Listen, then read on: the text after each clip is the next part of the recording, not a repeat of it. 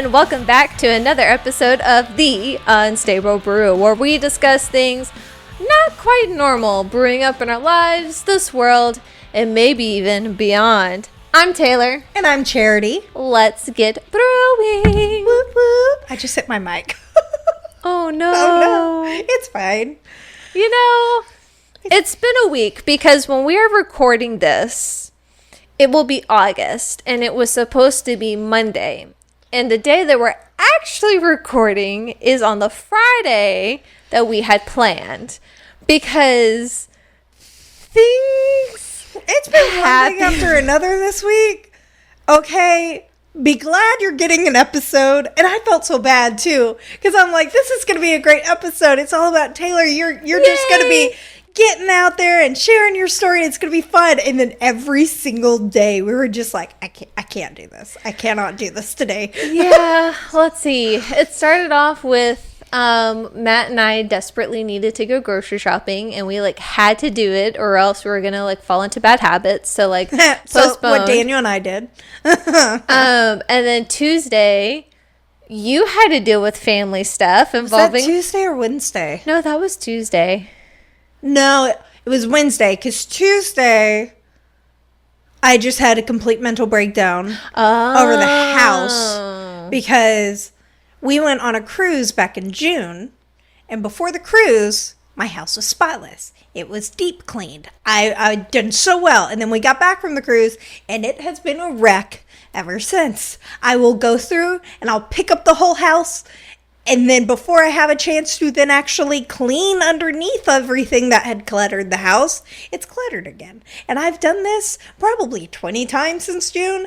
And this week I gave up. And I was like, I refuse. I refuse to do the dishes one more time. I refuse to do the laundry one more time. I refuse to touch anything. Someone else is coming in and cleaning my house, or you're doing it. I was telling my husband, I said, or you're doing that.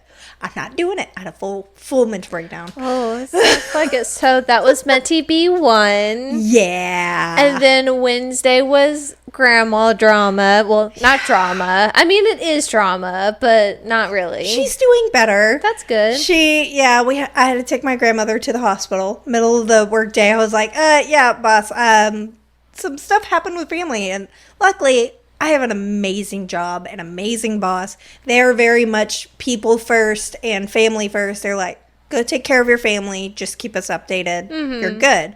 So I took my grandmother to the hospital. Luckily, we got her completely taken care of.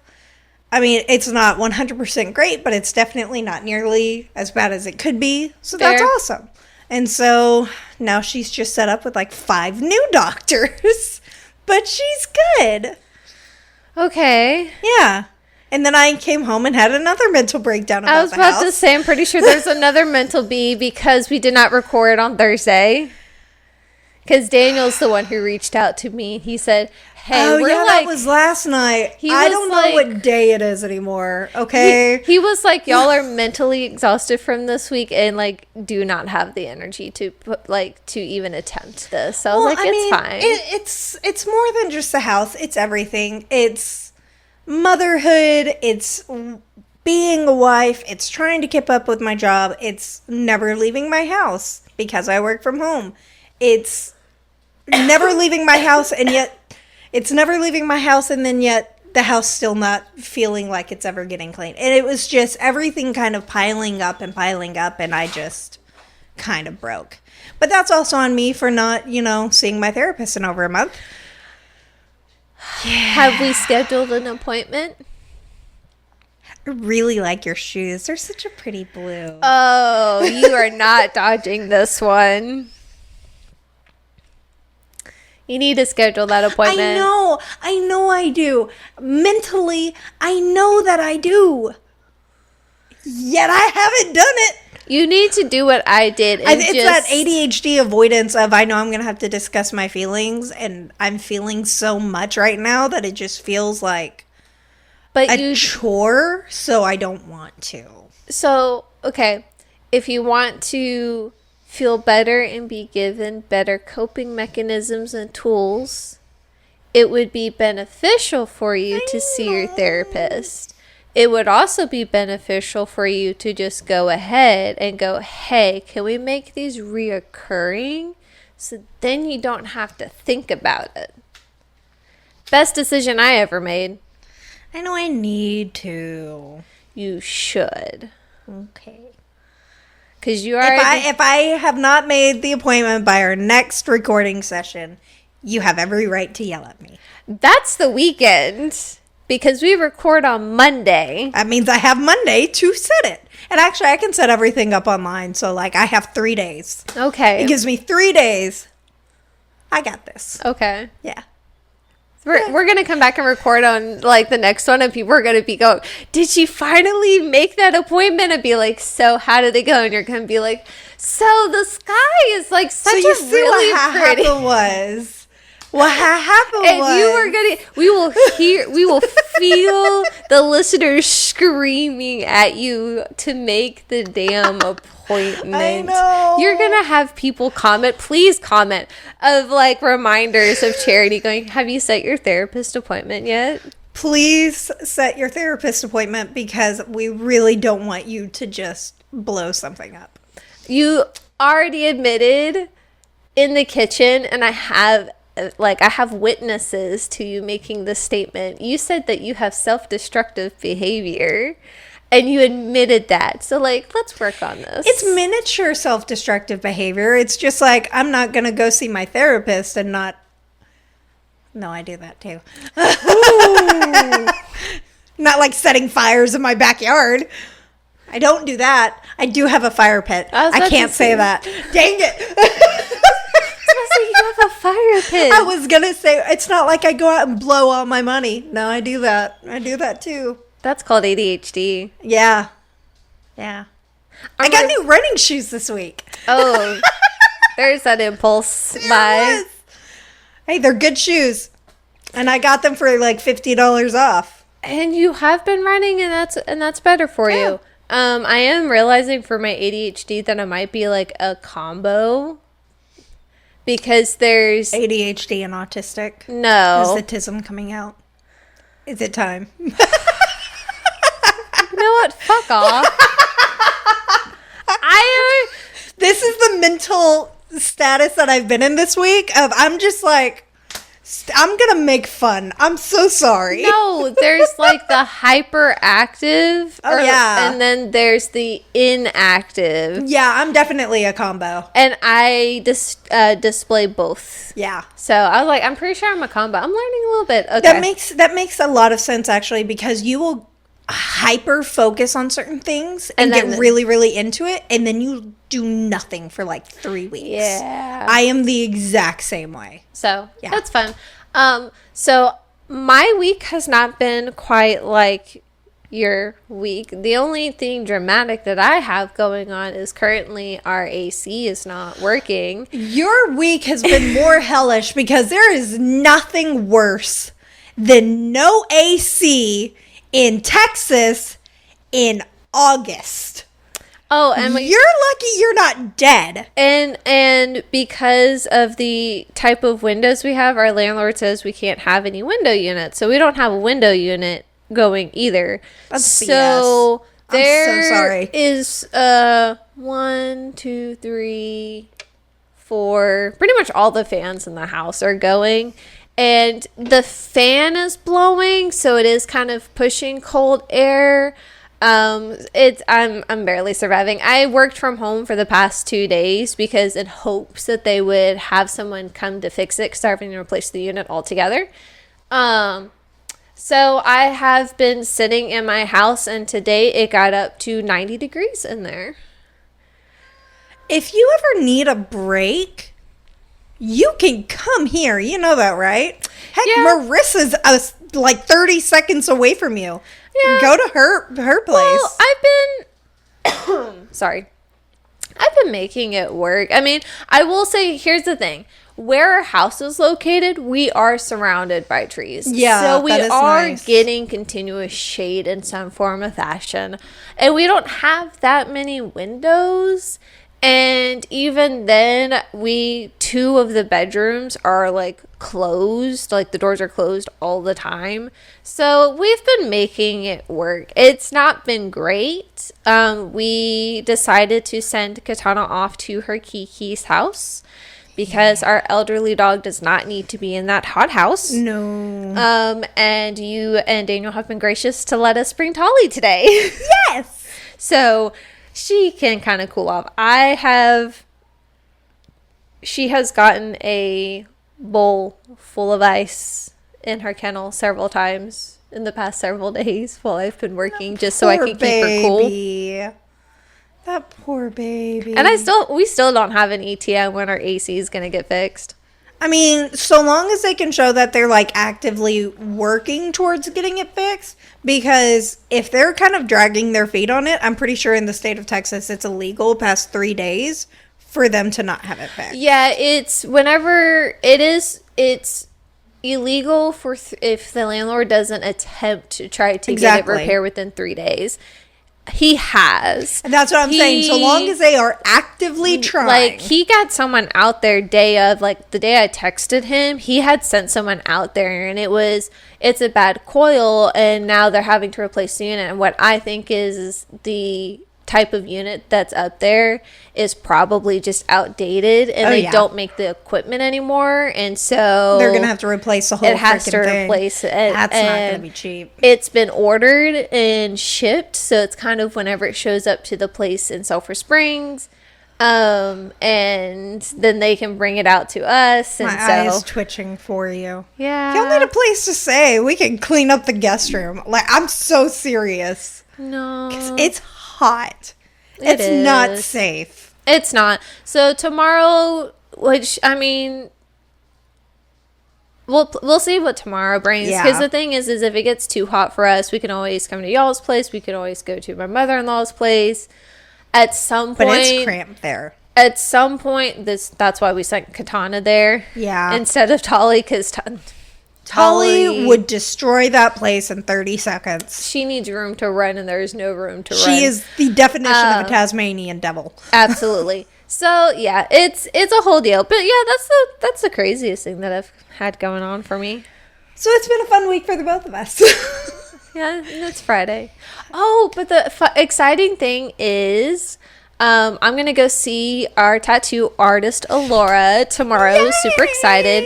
I'm going to go get a tattoo that I got from them a year ago touched up because it kind of needs it.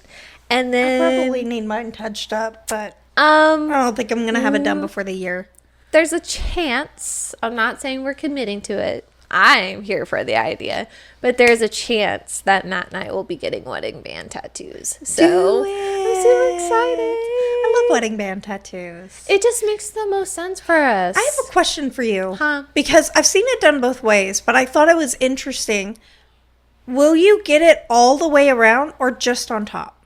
So I would prefer all the way around. I would too.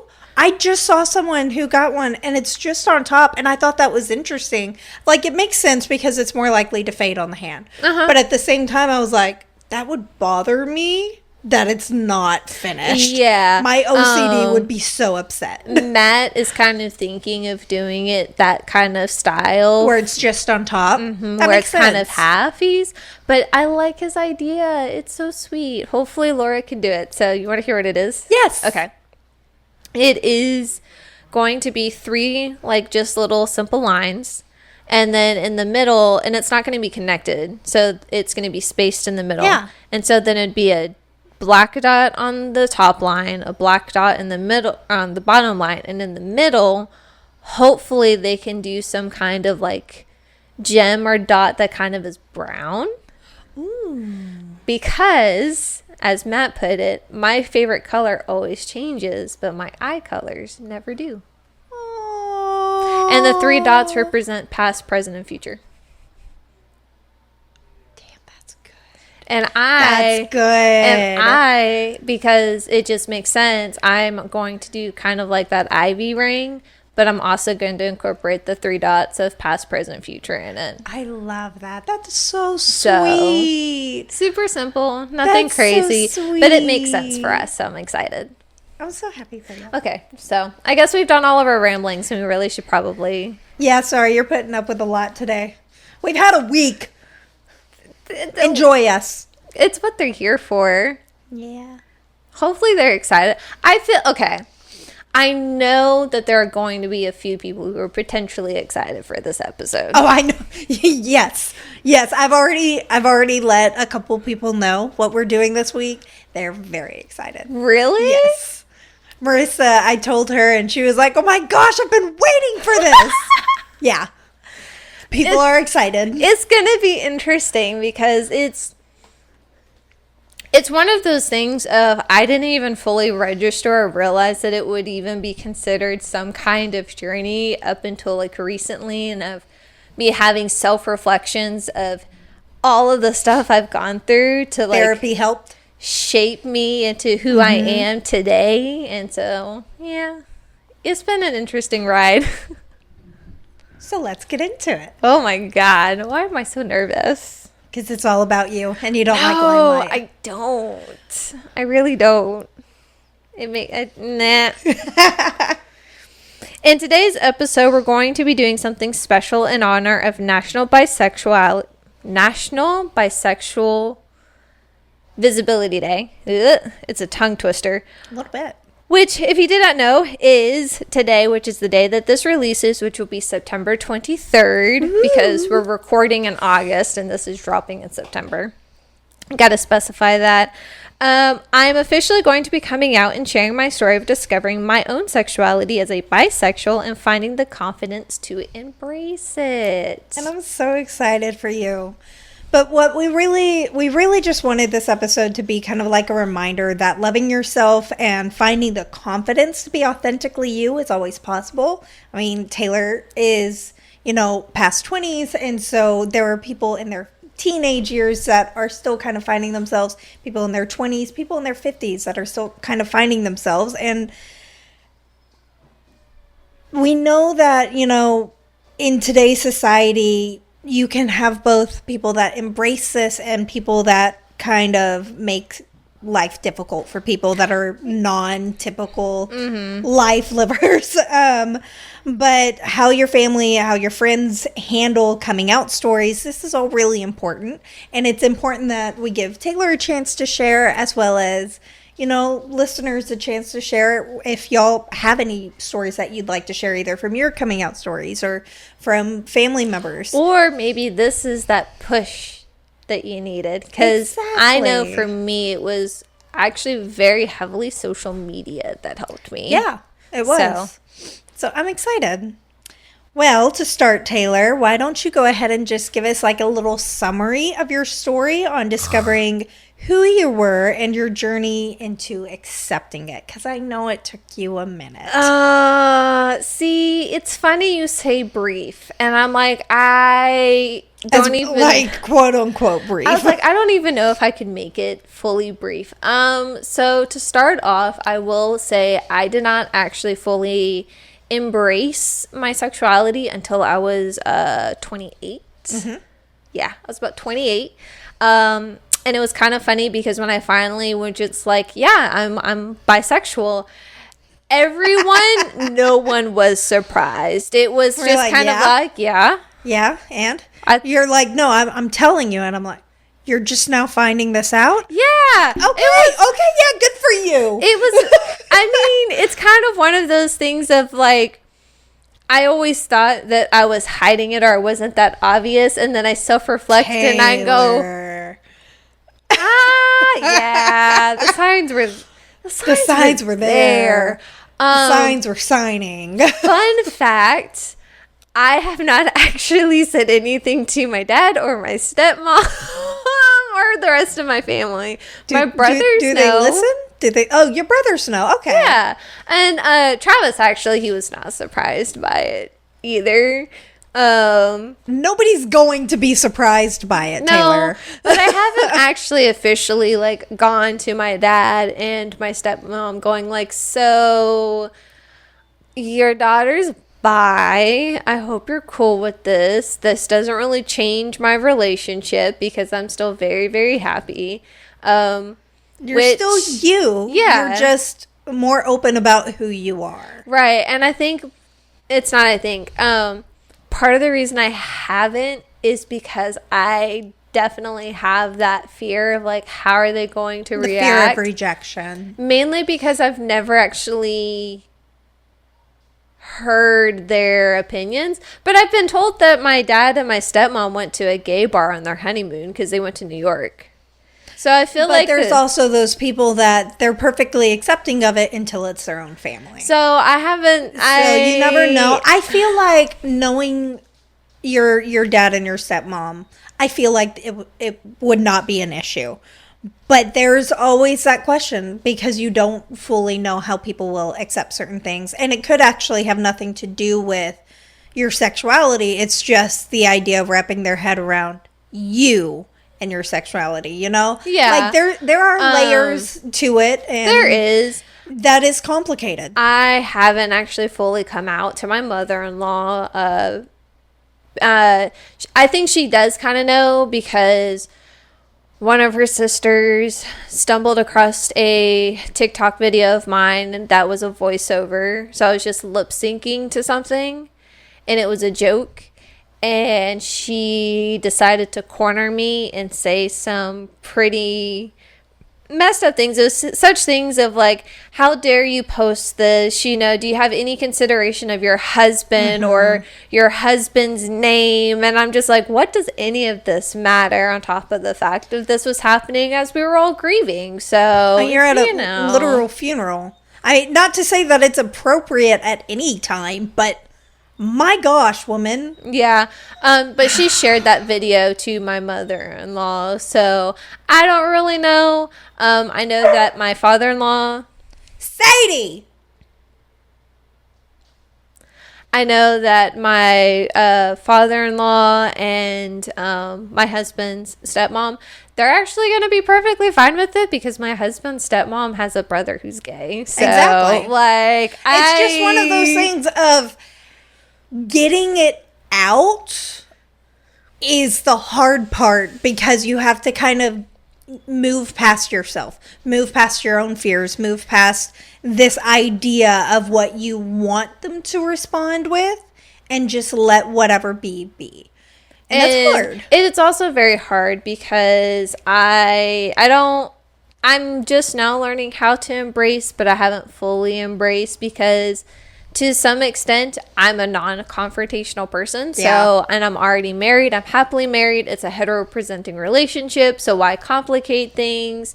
And so I won't necessarily showcase and be like, yeah, I'm a bisexual woman. Like, haha. It's like, if it happens to come up, then I'll mention it. It's something that it's a part of you, so you're going to mention it, but it's not going to become your entire personality. No. Yeah. So that's where I'm at. But I just wanted to like kind of give that before my story. Yeah. I would say my story probably started just like anyone else's in middle school.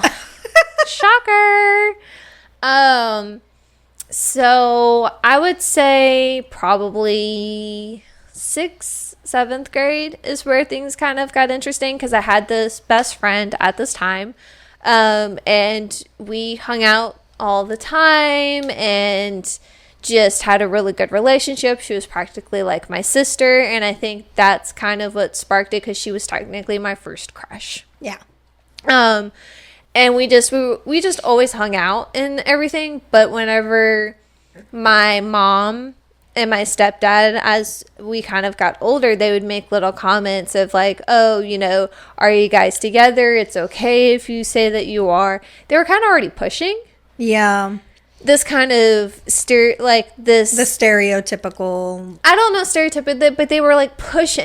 They were trying to push something that hadn't really been there because I'm sorry, I am a teenager who doesn't even know what the heck they're trying to feel or understand what's happening here, especially when you have a maternal figure who doesn't even educate you on like the female body and everything that you go through, let alone different forms of sexual orientation. Yeah.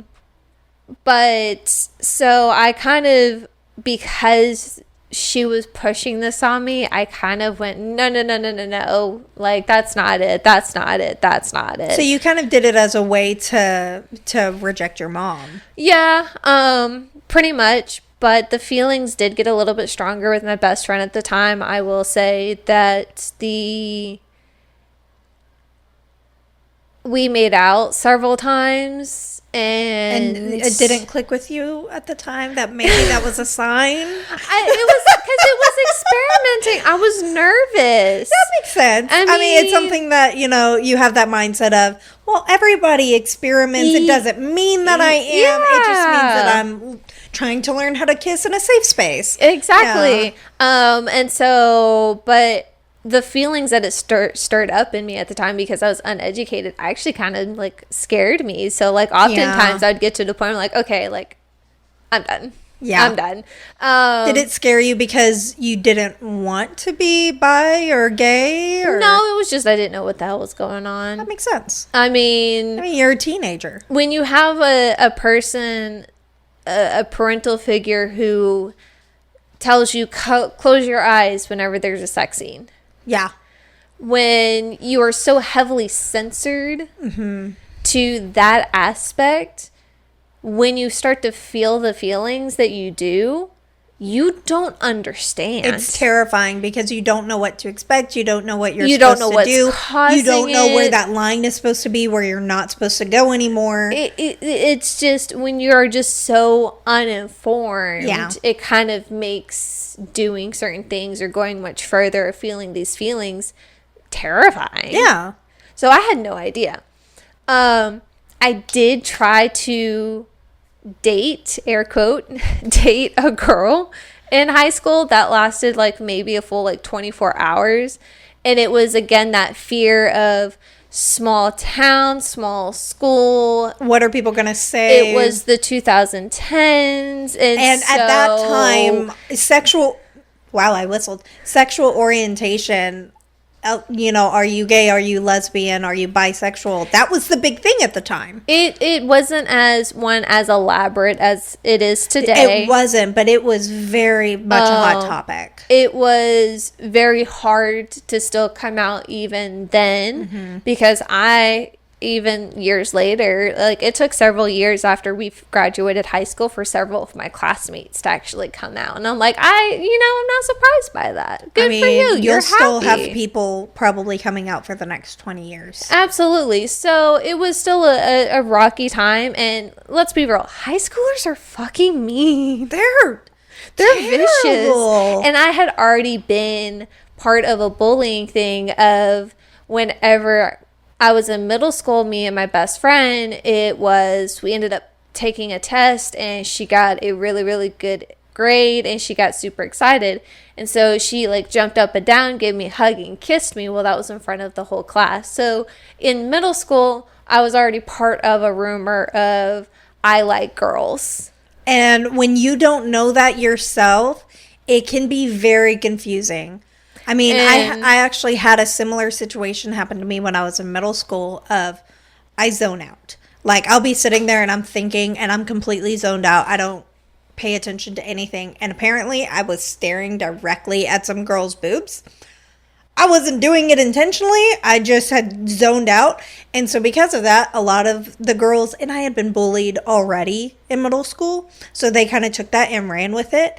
And at that point in time, it wasn't a cool thing to be gay or anything like that. They were doing it intentionally to kind of like ostracize me. Yeah.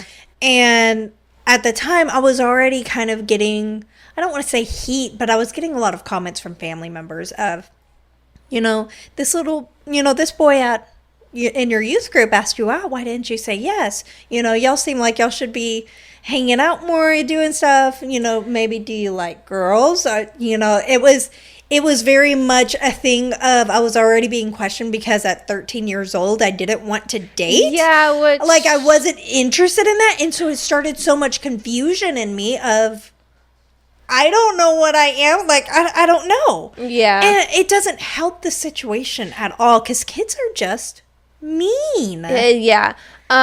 So whenever I dated this girl for like maybe 24 hours, I was trying to see if maybe I did like the same sex. And I was still trying to figure this whole thing out because I knew I liked boys, but I was also interested by girls. And I was like, is this like a one? And it was more of, I had such a strong crush on my best friend at the time that I wanted to see, is it just because we're super close and I have those kinds of feelings, or is this like extend to other people?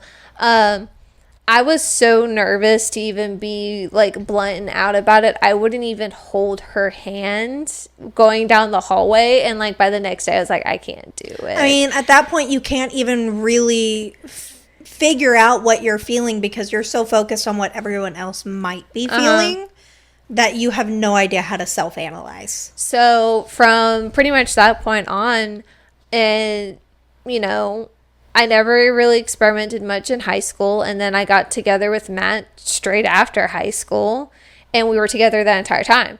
So then turns into my college years of, people are gonna think I'm stupid, but I did it. Whenever I would talk about if I liked women, I would always say that I was bi-curious. Because I never dated other women. So how can I call myself bi if I've never been with other women? Yep. So I spent my like college years. I remember this too. You were very adamant. I was I'm not so bisexual. Adamant. Yeah. I'm not. I'm bi-curious. You know, I like to imagine women. I like to imagine what it would be like to be with a woman. Yeah. But I'm not bisexual. Yeah. And I'm like, Taylor, it sounds like the definition of a bisexual, but okay. Yeah, I was like hardcore denial because I was so adamant of like, I have to date a woman. Yes. I have to be with a woman to consider myself bisexual. And you know, that seems like it's a really big hot topic in the LGBTQ plus community, is that there is this stigma almost around being a bisexual, because there will be some that will be like, well, how do you know if you've never been with someone of the same sex?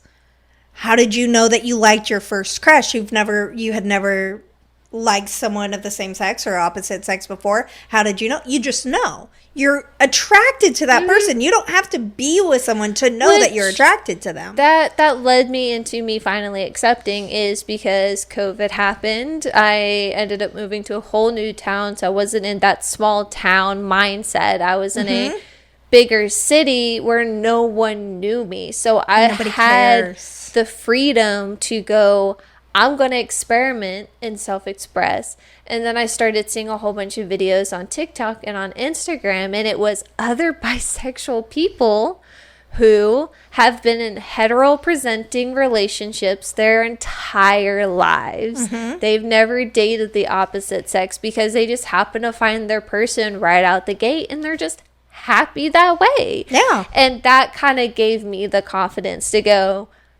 oh, okay, well, trust me, I find women attractive. I definitely have types.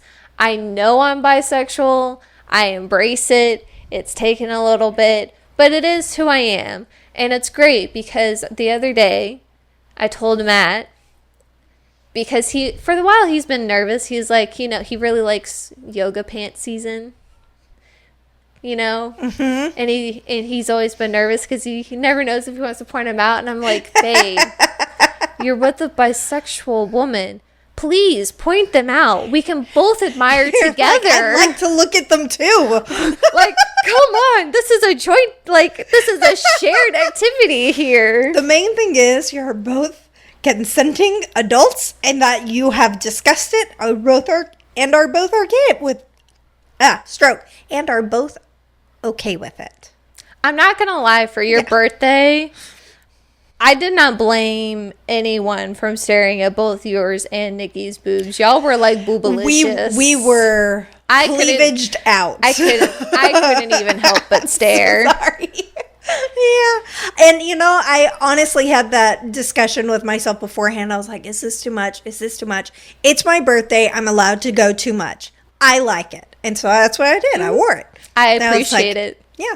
Thank you. You're welcome. Thanks. So my next question for you is, what do you say to those who do have issues with, I guess, that taboo question of how do you know you're bisexual if you've never been with someone of the same sex? Or that question of being bisexual is a cop-out, because there are people that think that, well, you just don't know how to choose, or you just like what you like in the moment. It's not actually about, being a part of the community, because I've heard all of that before.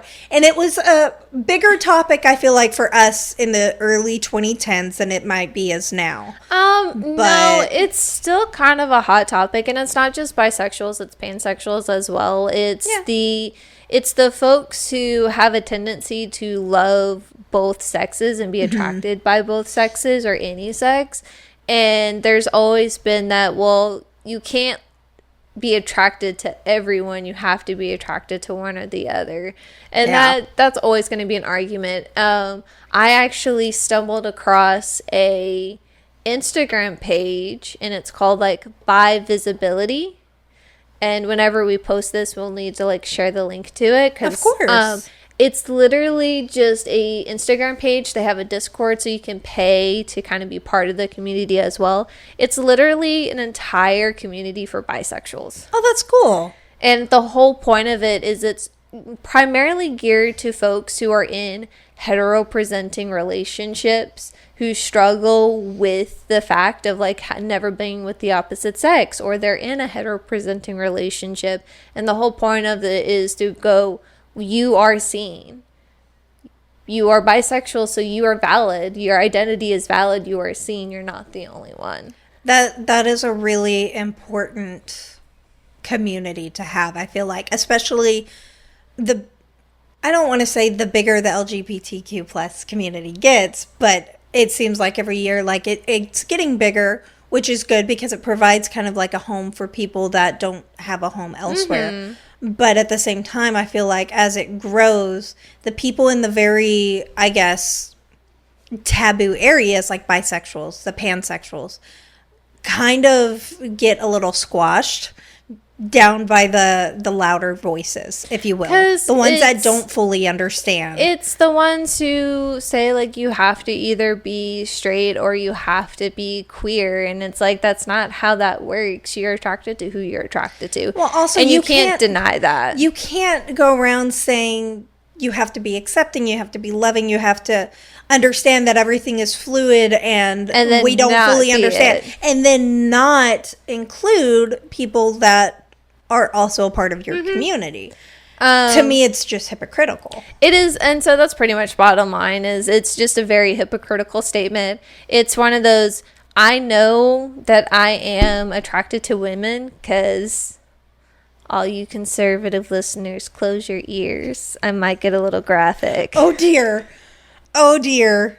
Keep it PG, please. Ears. Oh, whatever. No, it's, if you read a good book and it gets steamy and it happens to involve a woman and, the same feelings you get with the man, that's how you know. Yeah, that's how you know. I mean, seriously, it's like going back to what I had said earlier about how did you know that you liked your first crush? It's the feeling that you get when you're around them, the butterflies, the tinglies, all of the good stuff that terrifies you. That's how you know. Whether it's the same sex, the opposite sex, that's how you know. So, but bottom line, I am happy the way I am. For those who will always say, well, how, like, you can't claim this. I will claim this. I do claim this. My husband accepts me. There's no issues between us. We've discussed it. It is what it is. Some days I like to dress super femme. Some days I like to dress super mask. And I will straight up, like, what I wore to Christina's birthday. I was about to say, what you wore to Christina's birthday was on point. She went very mask presenting. It was like it wasn't a suit, but it was like a nice little button-up jacket. No. It was, I ended up wearing a bra that, like, has, like, it looks like an undershirt. That comes up to the neck. And I was wearing a one-piece bodysuit, and I had the straps on because my boobs are too small to keep it up without straps. That's so sad to say. carry on. And I wore a vest over it to keep it all like looking seamless. And then I had a silver belt chain on the waist that we can kind of like separate the waist and everything. And then I just wore my usual Converse. It was very, very stylish. Mm-hmm. Very I felt sexy. on point. You looked sexy. It was gorgeous. It was very conservative in like kind of the overall style. Exactly. It's not like you had cleavage out or a lot of skin showing, but it was a very well put together very outfit. Sleek. And I loved it. Whenever I put it on to show it off, I had to go show Matt, and so he was in the restroom, and I had to just open the door and be like, I'm sorry, but like I feel sexy in this, and I just needed to show you before I take it off. Carry on, and shut the door and went and took it off because I had to show it off because he wasn't going to see it. Yeah. And I was going to forget to take pictures most likely. And I was like, I need you to see this on me right this instant. But we do have pictures and pictures will be shown. But yeah, I felt very sexy in that fit. And it was definitely one of the more like mask fits I've worn whenever I go very feminine when we eat out. Very feminine, but I loved that for you. So, I really did. It was super fun. I felt it was so fun. So another question that I have for you is, obviously, you know, your religious beliefs growing up were very all over the place. Yeah, they were very, very different. How would you say that the beliefs that you kind of grew up with or were surrounded by might have affected your ability to consider coming out growing up? But then also, how do you think that religious beliefs could affect anyone potentially coming out? Because that's a big subject. I mean, be blunt and obvious, and I'm only going to use the Christian faith because it's the one that I have the most experience with, so it's the only thing I can speak from. But unfortunately, with a lot of Christian establishments, it has been heavily preached that heterosexuality is, or not heterosexual, my bad, homo, let's be right, homo is a sin. Yeah. So when you go to an institute and you happen to have leaders who are like fire and brimstone kind of preachers. If you are like this, you're going to hell no matter what, no ifs or buts. It's going to scare the living daylights out of you. And the moment you start to feel something different, you're going to go, there's something wrong with me. And that's not the case. For me, because my religious was very abstract and fluid. It didn't exist. It was just whatever. Believe in something. I don't care what. Yeah. It didn't really have an effect on me. Honestly, it just caused me to be more open-minded. I mean, the whole LGBTQ community was not anything different for me. I'll be honest. My mom's best friend growing up is gay. Yeah, that's right. I forgot about that. So she would say, so she always called him like my fairy godfather. Yeah. And he DJs and he goes back and forth from here in Vegas, and he has a partner that he's been with for a very, very, very, very long time. So I grew up with that. Whenever my mother moved here to go to college, we became friends with some interesting people. And honestly, looking back on it, I'm like, yeah, I could see that they would be a part of the community in some form of fashion. So I was honestly raised around it with being okay without realizing it. I mean, that makes sense. Because you also have to think about my childhood female crush. Her family was part of the theater department for the university here. And during that time, usually they were in the theater department. Yeah. So I interacted with a lot of the theater students during the 2010s era. So they were gay and they were transgender and they were already dressing fluid, and it was just normal. Very much surrounded by kind of that lifestyle and it being accepted. Yeah, it was just embraced as this is a normal everyday ordeal and carry on. So I never saw anything different. My only aversion was just my mom was pushing, like, are you and your friend, like, a thing? Do you like your friend? Are you into girls? It's okay if you're into girls. I'll love you if you're into girls. And I'm just like, I'm not, because I don't know what's going on. To be quite frank, knowing the stories from your mother, knowing the stories from how she responded to you dating, and now knowing how she responded to you potentially liking a girl, I'm kind of wondering if she didn't want you to be gay.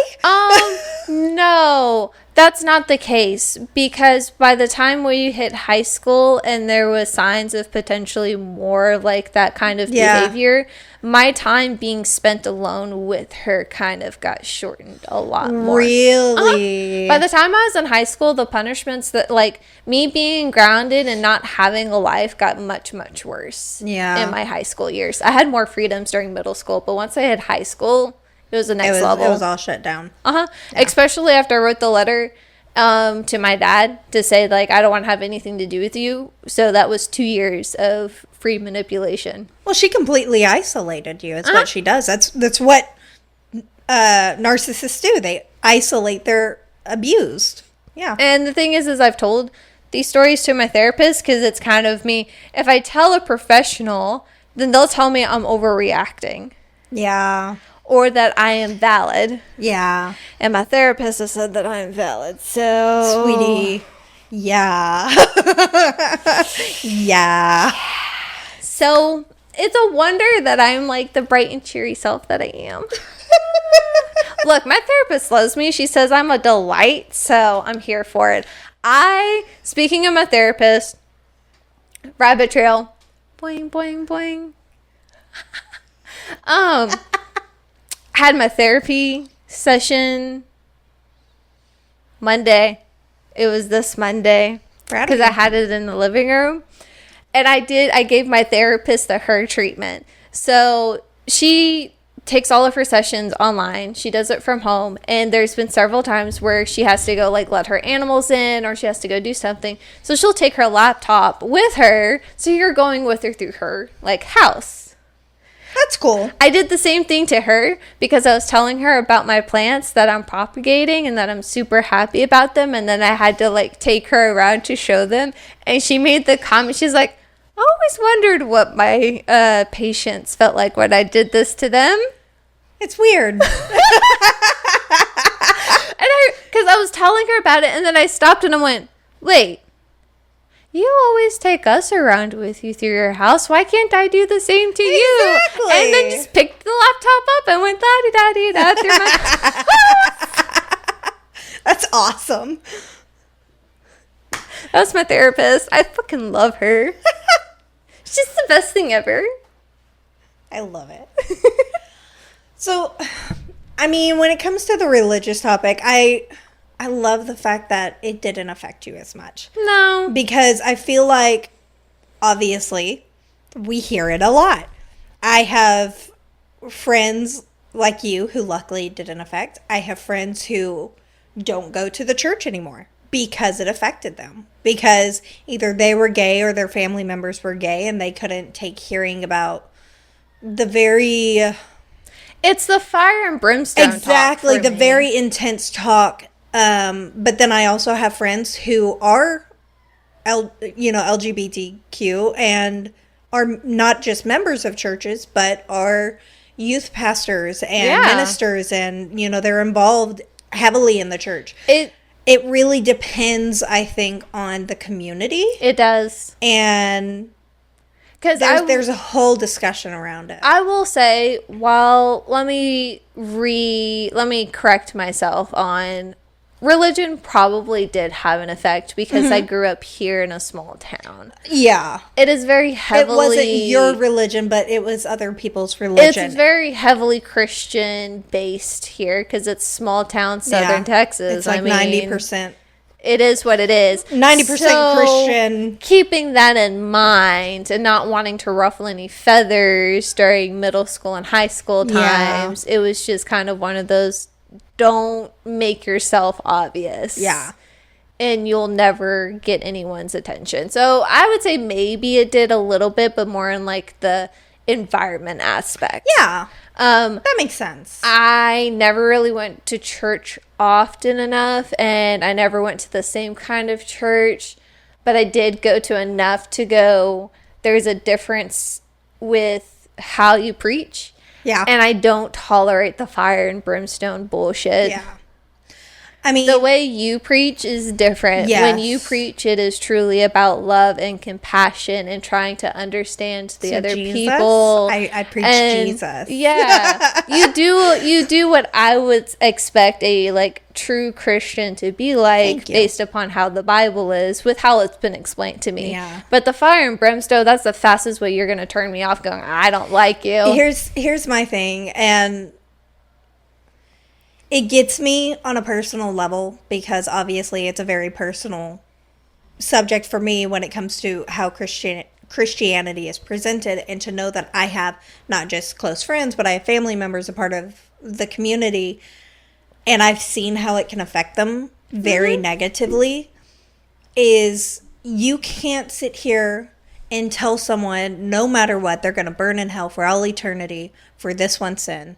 But you're going out and getting drunk. Yep. You're going out and lying. You're going out and gossiping. All of these are also mentioned as sins in the Bible. Yes. Hypocrites. Exactly. It's very hypocritical, and it really gets me. I will say this, I've not studied it in the way that I want to. I want to do more research because I am very much the type of person that my interpretation of the Bible is leaned heavily on the actual context of which it's written. You go through and like the historical data, like there's historical proof of this, and they believe this, and they think that this word was originally translated at this, and at some point was converted to this, and if that's the case, then this passage really should mean something along these lines. Because why are we telling people that they can't do something if in actuality it was only meant to refer to a very specific type of people or a very specific moment in time? I want to know the context behind it and actually understand the verse rather than just throwing. And I've actually heard this referred to as, they're called globber? What are they called? Like gobble verses or something like that, where you just pummel them at people, basically. Cobble. Oh. Something like that. I don't know. Okay. It's a weird word. Anyways, it's basically you're just throwing the verses at them without any context or any understanding. And all you're doing is pushing them away from Christ without actually knowing what it is. My train of thought kind of disappeared. But basically, where did my train of thought go? I don't know. Carry on. I'm so sorry. But it's the hypocrites. It's the fire and brimstone. It's they only take the verses at face value instead of trying to like understand the deeper meaning of it. I don't tolerate, and this we're going down a completely different rabbit hole that's going to end with this final statement. I don't particularly care for any form of, and this is for all religions, if you're just the type of person of my way or the highway, I don't like you, and that's bullshit. Carry on. My opinion on the matter is very much, if you're a Christian or any other faith, but specifically I'm speaking to Christians because that's what I know. You can speak from. So long as they follow Jesus, Jesus will correct their heart anywhere he sees fit. If you don't agree with it or you don't think your church agrees with it, point them to a church that does. So long as they're learning about Jesus, that's all that matters. Yeah. All right, carry on. Anyways, moving on. So that being said, what are ways that we can show more love, more support to people in the community? Don't be hypocritical of the ones that say that they're bisexual or pansexuals. I'll throw them in there. Be compassionate, be understanding. And for those that are already in a happily hetero or queer presenting relationship and is bisexual, as long as you're happy, who fucking cares? Yeah. Truthfully, who fucking cares? So long as it's not affecting someone negatively. It's not affecting them negatively. Everyone's happy, everyone's healthy, and everyone's consenting, and they're all adults. What's the matter? Just communicate. Just communicate. That's all that matters, is just communicate. But that's pretty much what it is just embrace who you are, be happy. If you are truly, like, if you are legitimately, like, this, you're happy, you found your person, I can't imagine my life without them or anyone else, then who fucking cares? Yeah. That's all that matters. I mean, I'll say it. I was 28 when I finally went, I am bisexual. Everyone else went, oh, sweetie, pat on the head. We know. I'm so glad you finally came to this conclusion that we all knew the moment we met you. Yeah. Like, who were you fooling? Because it wasn't us. You're like, but I hid this so well. From yourself? I look back at like middle school, high school pictures, even when I was like dressing like white Christian. I think I need to see those pictures because I don't know what you're referring to. So I call it that air quote because it was, I got all of my clothes from like Walmart, and I felt like I had to dress like super conservative and like. Is that when you were wearing like blazers and I kind of dressed like you needed to wear like more button ups and stuff? I definitely dressed probably older than I should. Because I remember when you went to go get that one ear piercing for your birthday, you thought you looked so cute because you're like, look at me, I'm wearing my blazer. Oh, yeah. I'm wearing my little cute, like, work top. And I was like, I mean, it's cute, but are you sure that's your style? And now you're like, no. You got there. It took you some time. It took me some time. I finally figured it out. Yeah. Oh, God, I hate looking at those pictures because I look at what I wear and I went, who let me outside? You were trying so hard. That this was okay for me to wear. It was cute, but it's not you. That was the thing. It wasn't you. Yeah, no. And you just had to find that out for yourself. I found me. I like my style a lot more. And I'm so happy for you. Yay. I'm so glad we got to hear your story. So, yeah, that was pretty much I guess as quick of a version as it can be. I know it's not crazy, elaborate, tearjerker. It's just kind of like... I don't want you to have a tear-jerking story. I want you to be happy. Yours is a fun story. It's funny. I think it's relatable. Yeah. I think it's probably incredibly relatable because it's just kind of like I have fears that everyone else has when they're middle school, high school, and then you just happen to find the love of your life right out the gate, and you're just kind of like, well, there goes any kind of exploration. Yeah. I accept it. That's all that matters. So, there we go. Yay. Yay. We hope you enjoyed this episode. I personally... I hit the mic. Womp. My bad. We hope you enjoyed this episode. I've been looking forward to shedding light on the subject as well as sharing my personal story for a while now. I hope that we were able to share and better understand of sexuality and show a little pride, love to everyone. You worded that so weird. What did I write? I don't know. I wrote this like 2 weeks ago. Hold on. What? Okay, I really was super excited to share this story. I wanted to share the story for a while. Hopefully you got some relatability out of it. And if there's any people out there who also identifies just like me, go hi. Oh, wait, no, not me, but hi. I tried with you.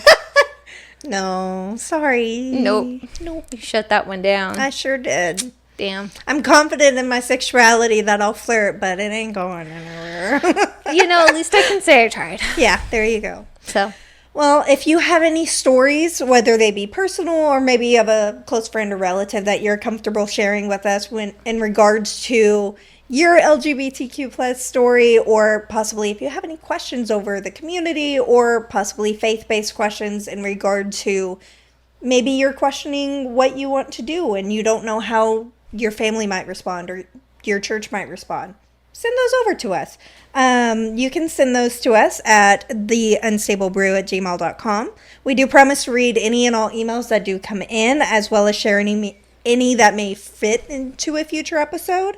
As well as if you would like to share your story but remain anonymous, simply let us know and we'll be sure to honor that request. Additionally, if you ever like to share a story with us, simply just share it but not be shared on a future episode, please feel free to do that as well. Simply let us know that the email is for venting purposes and not to be shared on the show. We will respect your request because boundaries matter, people. That one was weird. It's weird. It was a little weird. Do you want me to do it again? No, it's fine. Are you sure? I'm sure. Do you want to do it again? Do you want me to do it again? I'm okay. Are you okay? I'm okay. Okay. Anyways.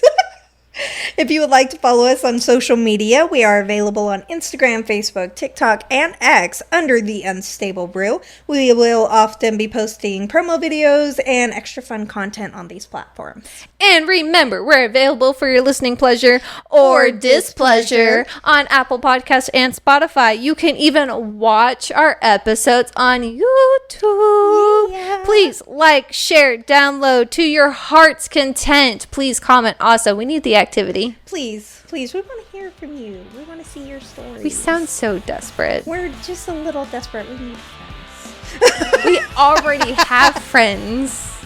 I want internet friends. Oh. That seems dangerous. Don't get internet friends. That just... Anyways, we'll be back next time with more unstable content. Bye! Bye!